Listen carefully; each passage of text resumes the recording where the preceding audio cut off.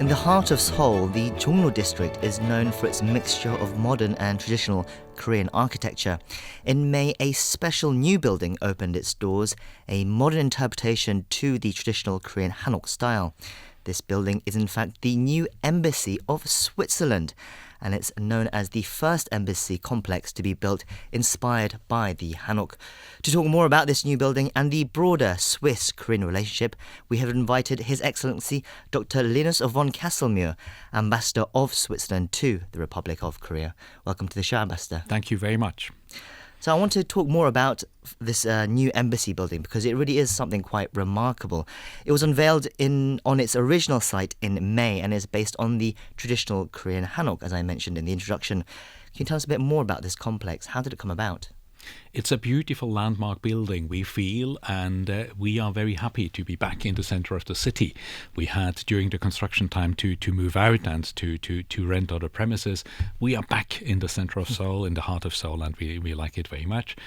The building is inspired by a traditional Korean courtyard house, Hanok, and then obviously it was conceived by Swiss architects, and they kind of joined the best of two worlds, the Korean beauty of the Hanok, the traditional building, and then state-of-the-art modern technology, especially when it comes to environmental technologies that are there.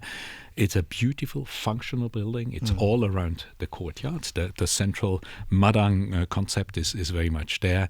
And we have four wings around. We have the residence, we have the chancery, we have the offices, we have beautiful meeting rooms, we have a multi-purpose room, and the courtyard, which is really the main attraction, where you can host easily 450 people for a classical music concert, for a jazz concert, for a party, for a reception. So it's really very functional and very nice. I understand it was part of a design contest that was picked for this. Absolutely.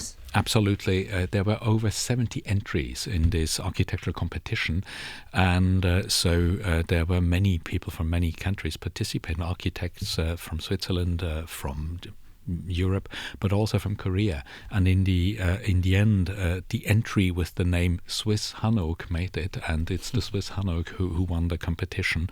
And that was in 2012. We take always a lot of time in really implementing it to see how it works, and it was built over the last 2 years. So it's taken 2 years to build.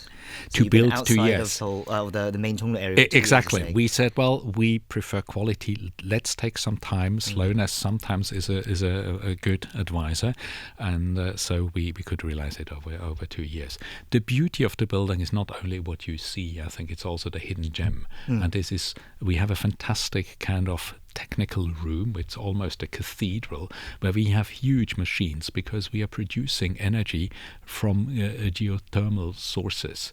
So the whole heating in wintertime, the whole cooling in summertime comes from holes drilled 150 meters deep into the underground, and this gives us an energy saving of 80%. So that's really spectacular. So not just a beautiful building, but a green building as well. It is a green building, and we have also rainwater harvesting. That's also something we are talking more and more about.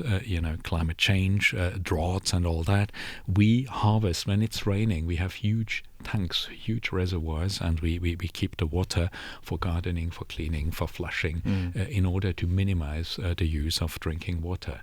And obviously also energy, electricity generation through solar panels. So it's really a green building. Everybody talks about adapting to climate change. We have adapted, and we did it. And it's a beautiful part of the building. I mean, I would definitely recommend our listeners to check out for themselves on the internet, to do a quick search, and you'll find it. It's a very grand building with that big open courtyard, the Madang, as you talked about, but then also it's a grand building, but also quite low compared to some of the taller buildings around it, the apartment blocks surrounding it, flanking it. It's quite a juxtaposition.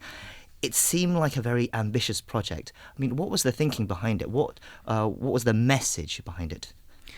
Well, I think we wanted to be in the center of the city again, so we could have sold it, but we said no. And we wanted also to celebrate our presence in central Seoul, being at the place where we have been for 40 years. Switzerland people can sometimes become a little bit emotional and sentimental. We thought, well, it would be good to be there and to celebrate Switzerland in Korea. This is the Swiss house in Korea. This is open for Swiss citizens, for many Korean friends and partners. We are working for Swiss enterprises, and it's a big draw in a way. And we wanted it to be, yes, a landmark building, kind of something sui generis, something special. And I think we succeeded in it. And the beauty is also we have very good relations to our neighbors.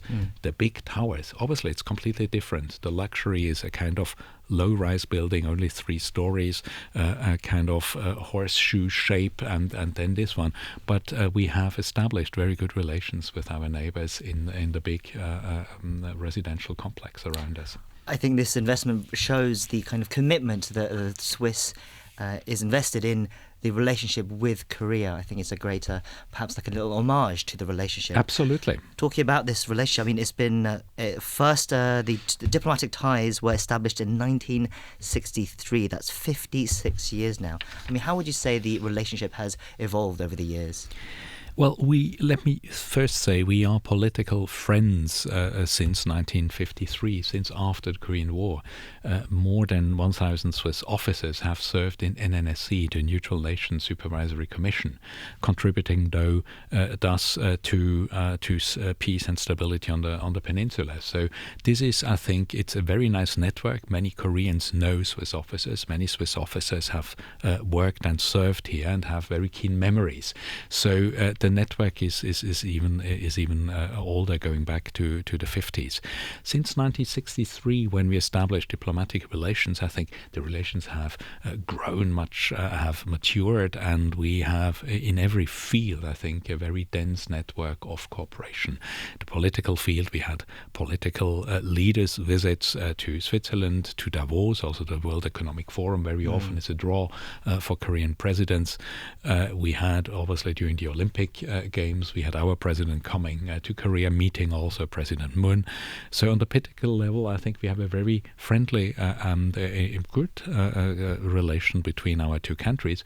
But I would say the biggest part is probably economic cooperation, trade, investment that is also going up, and all the tendencies are really growing, also in the cultural field, also in science and technology. So for me as a Swiss ambassador, it's really a pleasure to see that so much is going on. Sometimes we are even not informed because it's private people initiative. It's not. It doesn't go through the embassy. And it's very lively exchange that are happening also in the field of tourism. More and more Korean tourists are traveling to Switzerland. Koreans have really overtaken the Japanese as visitors in Switzerland. So that's quite remarkable. What I would love would also be to make more Swiss people coming to discover the beauty of Korea. That would certainly be something beautiful also. Sure. I mean, I understand you've been here for 3 years now, almost 3 years. So you've been here for quite a while. I mean, what are the kind of places you would recommend to your Swiss people when they're coming to Korea? Well, we traveled so extensively through Korea, and we enjoyed it tremendously. There are so many interesting cities. There are beautiful spots in the landscapes. We are very much, my wife and I, we are very much interested in contemporary art. So always going to the art biennales is a must for us. We went to Gwangju, to Busan last year, in 2016 also. We went also to the Daegu Photo Biennale. So that is certainly something that is a big draw for us, discovering contemporary Korean artists. But then also architecture and buildings. We like very much different buildings. We are always stunned by the beauty of Gyeongju, which has so many beautiful things, the temples, but also then the beautiful tombs and from the Shilla kingdom. And what we discovered recently is a very special building very close to Andong. It's called the Byeongsangs one, and it has recently been promoted to the UNESCO Cultural Heritage List. Exactly, which yes. is a beautiful, a 17th century building, all in wood, very pristine and still in very good condition, a beautiful place. And in Seoul, obviously, we like the bustling life of Seoul, but also old buildings. And again, it's a Confucian shrine, the Jongmyo shrine, that is so beautiful, and where we like to walk around. The park is so beautiful around, so Jongmyo Shrine is certainly one of our favorites in Seoul. Well, you certainly know your way around Korea. You'd be an excellent travel guide for your Swiss people coming to Korea. I mean, but as you said, you mentioned that there are now more Korean people than Japanese people going to Switzerland. Absolutely. I mean, that's quite a boom. Yeah. I mean, what kind of, do you know what they're attracted to, what they're going for, in Switzerland? Yes, well, you can guess. I think it's a variety of reasons why they travel to Switzerland. It's more than 450,000 people traveling to Switzerland from Korea, which is quite amazing. So obviously the adventurer people are very much interested in alpine hiking or trekking. I mean, all these things, perhaps also river rafting. We have a very high mountain. Switzerland is the country with the most of peaks of over 4,000 meters high in Europe. So the Matterhorn, many other things, you can do marvelous mountaineering in Switzerland. But when you are more on the cultural side, then you can also visit many of the museums, many festivals, especially in summer times. There are so many festivals in International Music Festival of Lucerne, for instance, the Jazz Festival in Montreux. There's also a film festival in Locarno, very well known, and it's always set in a beautiful atmosphere also. There are many art events, also many museums you could visit. Shopping is also good in Switzerland, and afterwards you can also have, obviously, wellness in many beautiful places. So, one of the places I find very special is a place built by famous Swiss architect Peter Zumthor, and it's a spa he built in the Alps. It's beautiful. It's the spa called Vals, and there are many Koreans that are also traveling there, especially if they have an interest also in architecture and design, because he's really a stunning architect and he did it beautifully well. As a final thought, I mean, we've talked about there a lot about tourism, but you've also briefly mentioned about the kind of other exchanges that we're doing, economic exchanges in the fields of banking, science, technology, trade, investment, art and culture. But looking forward now, where do you see growth potential between these two countries, Switzerland and Korea? I think in many areas, I would say, it's really growing, but there is untapped potential. And I think what can we do in order to bring it to fruition even more? I think we would have to modernize some of the frameworks we have built together. The free trade agreement, Korea and Switzerland have a free trade agreement since 2006. We were one of the early countries together with Norway, Iceland and Liechtenstein in the EFTA framework. I think it is a good agreement. It has helped both of all the 5 countries very much, but we should modernize it because it's not the last generation agreement. I think that is something that would be very helpful for both sides. On the other side, we have tourists coming from Korea to Switzerland. We would love to have more Swiss people coming to Korea. We do not have direct flights for Swiss airlines. There are not enough. We should modernize the air service agreement. That is also something that would be very much in the interest of a city like Seoul, of Korea, bringing more tourists, because when there are direct links, people are flying much more easily than if they have to commute and to change in other stopovers. We've been speaking to Ambassador Linus von Castelmur from Switzerland. Thank you for coming in today.